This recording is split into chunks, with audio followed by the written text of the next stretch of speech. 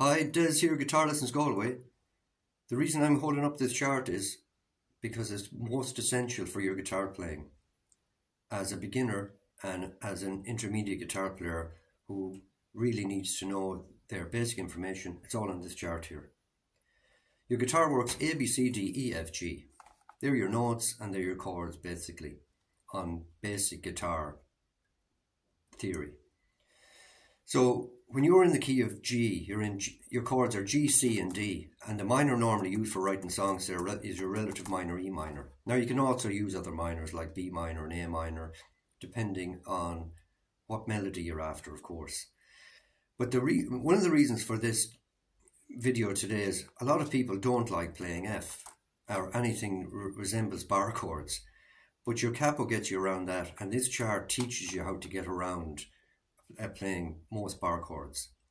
So if you have a key and a song in the key of C that has C, F and G, and you don't want to play the F, put your capo on the 5th fret and you're in the key of C, and you play your normal G, C and D, but you're actually playing C, F and G. Now down at the bottom section here, I've just explained a couple of the keys to you. So capo 5 in G is C. Capo 2 in D is E. D sharp E. If you go back to your chart, D sharp E. And at the bottom here you have D capo 3 is F. So you see that? So anyway, that's essential, and I'm going to explain that to you now with using the guitar. So I can't hold both, so this has to go down. So even if I was to start with a straight note, like even pick the E string here, and I put my finger on the 1st fret here, just follow the alphabet. Well, the next note is F. So that's an F note. Then F sharp, then G. Now, it's after your G sharp, which is the next one, your alphabet starts again, go back to A. So G sharp goes back to A sharp, B, C, C sharp, D, D sharp, and the 12th fret is always the same note as the string. E, E. Okay? So, that's that. Same with up here. E, F, F sharp, G, G sharp, A sharp, B. No, I can't sharpen B. So the two I can't sharpen are the bumblebee, B and E. So E, or B goes straight to C. C, C sharp, D, D sharp, E. So the same as the high E string. So that's that, and it's all the same with your strings. G, G sharp, A sharp, which is also known as B flat. Sorry about the confusion there. It's tough when you're teaching and you're trying to teach the basic theory, and you teach a student that this is the same note that's called B flat and A sharp. Then B, now the bumblebee, I can't sharpen B, so that goes straight to C.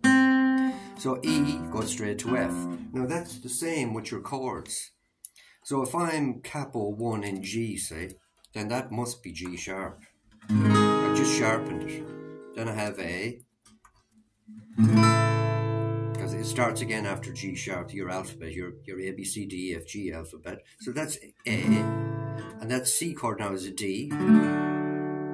Yeah, A, D, and E is the next one. But you're playing a D shape, but that is D sharp E. So now that's an E chord. So now you have A, D, and E. Now, if I move on, I'm still holding the G shape. So that's G sharp, which is also, or B flat, B flat. So you've moved on one more fret. So G sharp would have been here. That's A. This is A sharp, again also known as B flat. Sorry about the confusion. Then I move one more, that's B. Move one more, I'm in C. So now I've gotten rid of the F chord and I'm playing G, C, and D, which is actually C, F, and G. So that's C. That's a C chord. Looks like a G, but it is. In theory, it's the shape, but it's a C chord. So it would have been G sharp, A sharp, B, C. Got that? Now your C is an F. So there's your F bar chord gone. It would have open C, C sharp, capo, say 1. D, D sharp, E, F. Now I'm playing an F chord. So some member of the band can play his bar chord or whatever he wants to play F, and you can play this one, and you're playing an F. Down here, this is now a G chord. D sharp, E would have been with the capo on, open D, then D sharp, E, F, F sharp, G. So that's a G chord now. And back to your C. And that really makes life easier for beginners. So that's how your basic theory works. Any questions, you let me know.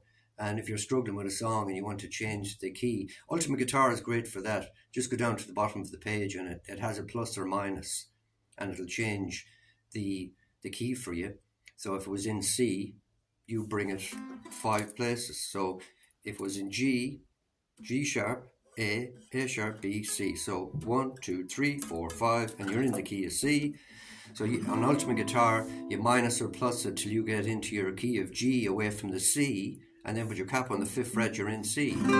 That's just if you want to stay in the original key. I always recommend students stay in the key to suit their voice. So don't start too low or end up too high, and that's the key for your voice.